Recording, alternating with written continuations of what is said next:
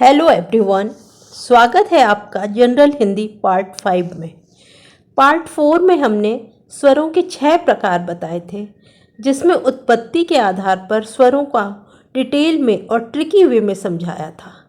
अब हम लेते हैं मात्रा काल के आधार पर स्वरों का वर्गीकरण। किसी भी स्वर के उच्चारण में लगने वाले समय को मात्रा काल कहते हैं। यह 3 प्रकार के होते हैं: ह्रस्व स्वर, दीर्घ स्वर और प्लुत स्वर। ये महर्षि पाणिनि ने अपने अष्टाध्यायी में वर्गीकृत किया था। लेते हैं ह्रस्व स्वर। इसे एक मात्रिक स्वर भी कहते हैं। जिन स्वरों के उच्चारण में एक मात्रा का समय लगता है ह्रस्व स्वर कहलाते हैं। एक मात्रा का समय लगता है उसे ह्रस्व स्वर कहते हैं। यानी कि जो स्वर बहुत कम समय में उच्चारित होते हैं, जैसे अ, ई, उ, री, ये ह्रस्व स्वर कहलाते हैं। इसे हम मूल स्वर भी कहते हैं। मूल स्वर अ, ई, उ, री है और यही ह्रस्व स्वर भी हैं। इनके उच्चारण में एक मात्रा का समय लगता है। दूसरा स्वरों का वर्गीकरण लेते हैं। मात्रा काल के आधार पर है दूसरा दीर्घ स्वर। इसे द्विमात्रिक स्वर भी कहते हैं। जिन स्वरों के उच्चारण में 2 मात्रा का समय लगता है।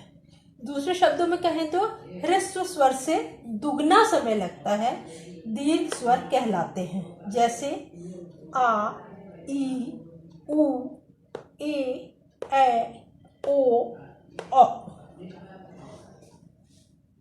तीसरा है प्लुत स्वर, जिसे त्रिमात्रिक स्वर भी कहते हैं। सामान्यतः कोई भी स्वर प्लुत स्वर नहीं होता है। जिन स्वरों के उच्चारण में 3 मात्रा का समय लगता है उसे हम प्लुत स्वर कहते हैं। जैसे ओम, मतलब इसमें दुगना समय लगता है दीर्घ स्वर में, और उससे भी ज्यादा समय इसमें लगता है। किसी को पुकारने के लिए राम या ओम, तो इसको यहाँ पर इस ऐसे में 3 मात्रा का समय लगता है, तो उसे हम प्लुत स्वर कहते हैं। हिंदी में इसके लिए हम अवग्रह का प्रयोग करते हैं और संस्कृत में इस तरह से चिन्ह लगाते हैं 3 का। चलिए अब प्रश्न देख लेते हैं कि इसमें किस तरीके से प्रश्न आते हैं। पहला है, ह्रस्व स्वर पर सही का निशान लगाइए। पहला ऑप्शन है ए, अ, आ, बी, अ, ए, सी, ई, डी है अ, उ। बताइए ह्रस्व स्वर कौन सा होगा? इसमें ये ह्रस्व है लेकिन ये दीर्घ हो गया, तो ये नहीं है ऑप्शन। इसमें अ ह्रस्व स्वर है, ए दीर्घ स्वर है। इसमें भी ये ई ह्रस्व स्वर है और ई दीर्घ है। इसमें अ ह्रस्व स्वर है और ओ भी ह्रस्व स्वर है। तो ये जो है ह्रस्व स्वर पर टिक लगाइए, तो ऑप्शन डी सही हो गया। दूसरा लेते हैं। ये वाला क्वेश्चन तो आसान था, लेकिन एक ये क्वेश्चन है जिसमें बहुत कंफ्यूजन हो जाता है और अधिकतर लोग गलत करके आते हैं। निम्नलिखित में से, ध्यान से देखिएगा, ये क्वेश्चन, ऐसे प्रश्न बहुत कंफ्यूजिंग होते हैं। निम्नलिखित में से दीर्घ स्वर का चयन कीजिए। मैंने इसमें 3 तरीके के ऑप्शंस दिए हुए हैं। पहले में दिया है ए, बी ए, सी आ और डी ओ। दीर्घ स्वर का चयन कीजिए।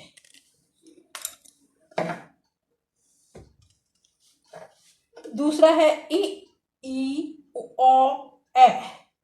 तीसरा है, 3 तरह के ऑप्शंस हैं इसमें, ए, ओ, उ। पहले हम इस वाले को सॉल्व करते हैं। दीर्घ स्वर का चयन करना है।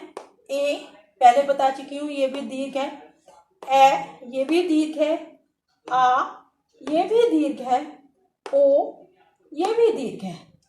अब हम इसमें किस पर टिक लगाएंगे? चारों ही दीर्घ है। चलो देखते हैं सेकंड वाले में। ई ह्रस्व स्वर हो गया, तो ये तो होगा ही नहीं। ई ये भी दीर्घ स्वर है। ओ ये भी दीर्घ है, ए ये भी दीर्घ है। इन तीनों में से किस पर टिक लगेगा? चलिए तीसरे वाले को देखते हैं। ए दीर्घ स्वर है, ओ ये भी दीर्घ स्वर है, ओ ये भी दीर्घ है और ऊ ये भी दीर्घ स्वर है। क्या किया जाएगा? चलिए जब ऐसे हो कि इसमें सारे ही दीर्घ हो गए हैं तब हम इसको ये देखेंगे कि जो सजातीय दीर्घ है, सजातीय मतलब उसी स्वर का उसी स्वर से मेल हो, तो ऐसे पे टिक लगाएंगे। जैसे ये ए है, ये अ प्लस ई, तो ये सजातीय नहीं है। ए जो है अ प्लस ए, तो ये भी सजातीय नहीं है। ये ओ अ प्लस उ, ये भी सजातीय नहीं है। ये वाला सजातीय है अ प्लस अ बराबर आ, मतलब दोनों दो अ मिलकर के आ बन गए। तो इसमें ऑप्शन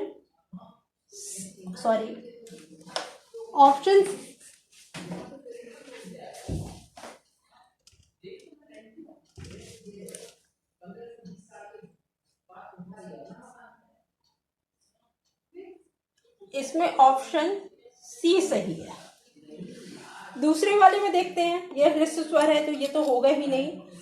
ई ओ ए, ओ जो बनता है अ प्लस ओ से बनता है और ए बनता है अ प्लस ए से।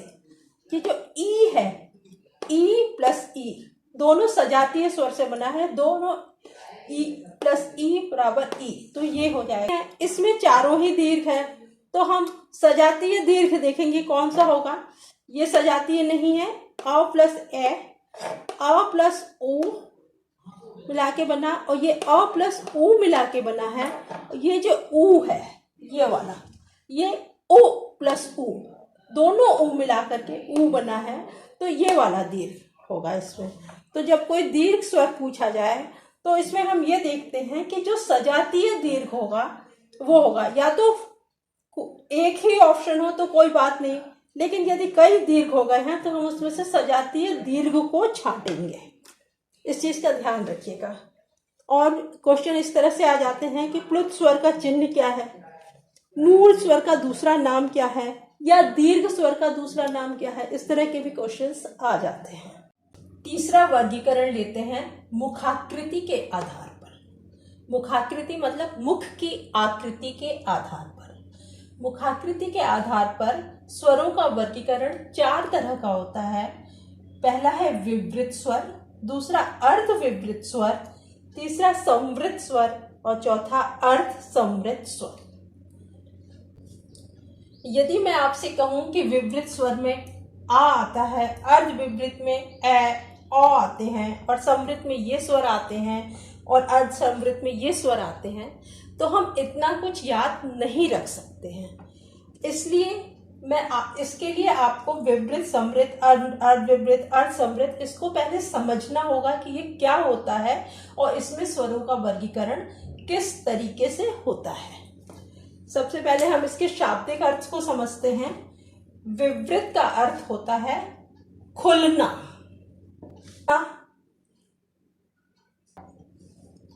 संवृत का अर्थ है बंद होना। बंद होना से मतलब है प्रायः बंद होना, क्योंकि मुंह बंद करके तो हम उच्चारण कर ही नहीं सकते हैं। अर्ध विपरीत का अर्थ है, विपरीत माने खुलना, तो ये पता ही है कि अर्ध विपरीत का अर्थ होगा आधा खुलना, और अर्ध संवृत का अर्थ है आधा बंद होना।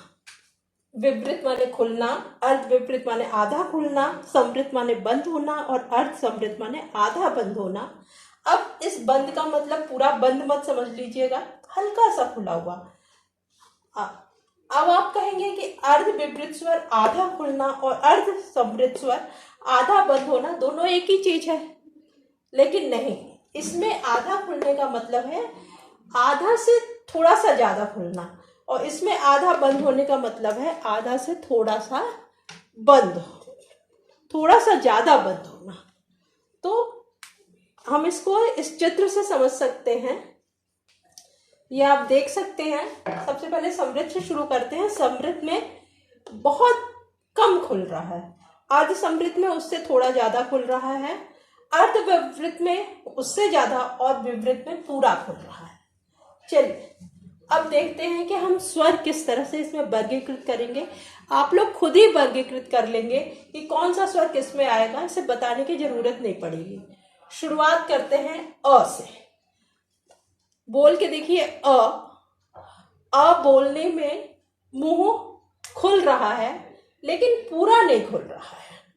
तो इसमें खुल रहा है लेकिन पूरा नहीं खुल रहा है, तो इसका मतलब है अर्ध विवृत स्वर में आएगा, क्योंकि मुंह पूरा नहीं खुल रहा है। तो हम है इसमें अ।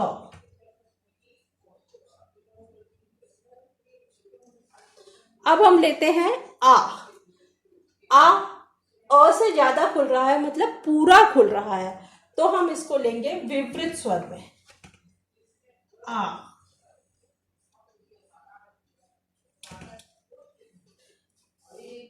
आ के बाद आता है ई।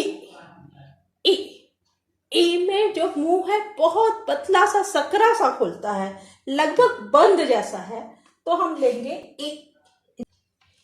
इसके बाद हम बोलते हैं ई।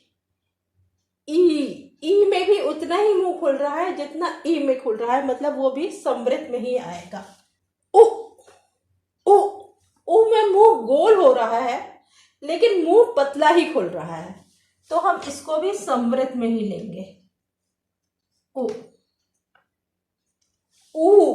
ऊ भी समृद्ध में आएगा, क्योंकि उसमें भी मुंह पतला ही खुल रहा है, बहुत हल्का सा खुल रहा है।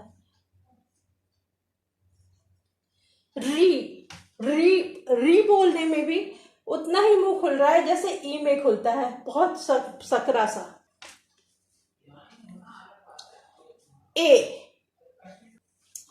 ए में मुंह बंद रह रहा है लेकिन बहुत ज्यादा बंद नहीं रह रहा है, इससे ज्यादा खुल रहा है, समृद्ध से ज्यादा खुल रहा है मुंह, इस तरीके का खुल रहा है ए। तो हम इसको ए को रखेंगे इसमें, ए अर्ध समृद्ध स्वर में रखा जाएगा। ए के बाद आता है ए से ज्यादा मुंह खुल, ए बोलने में ए से ज्यादा मुंह खुल रहा है, तो ए जो है हम लेंगे अर्ध विपरीत में, लेकिन पूरा नहीं खुल रहा है। ए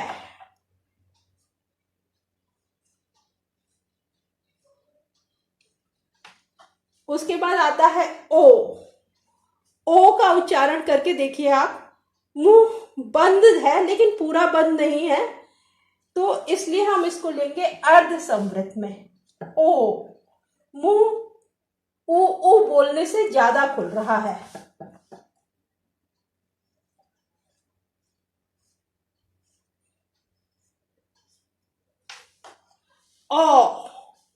ओ बोलते हैं तो ओ से ज्यादा खुल रहा है, मतलब अर्ध विपरीत स्वर में, लेकिन पूरा नहीं खुल रहा है।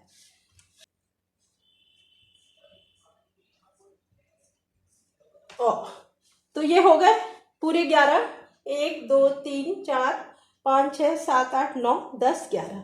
तो इसको याद करने की बिल्कुल जरूरत नहीं है, हम केवल मुंह से उच्चारण करें। हम स्वरों का अ बोल के देखें, थोड़ा सा ज्यादा खुल रहा है लेकिन पूरा नहीं खुल रहा है, तो आ में पूरा खुल जाता है, तो हम विपरीत में ले लेंगे।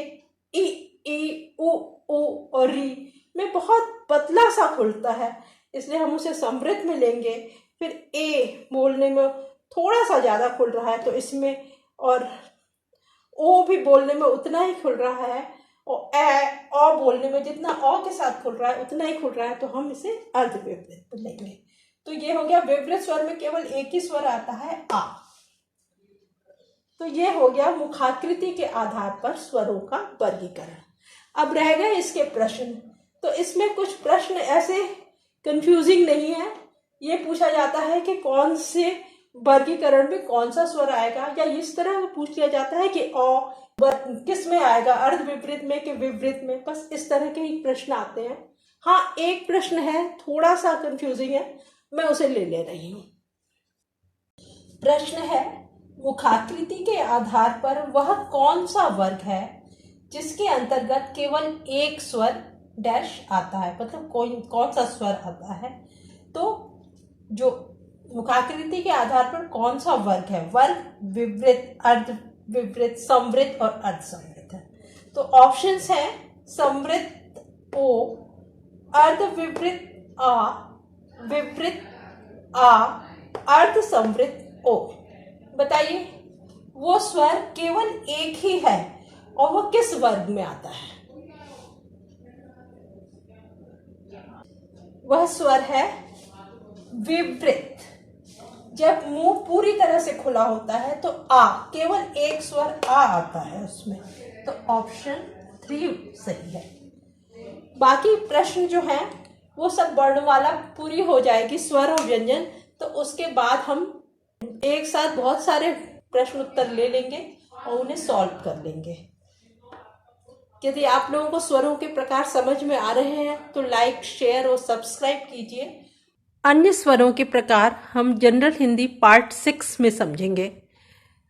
प्लीज़ लाइक, शेयर और सब्सक्राइब करना मत भूलिएगा। Thank you.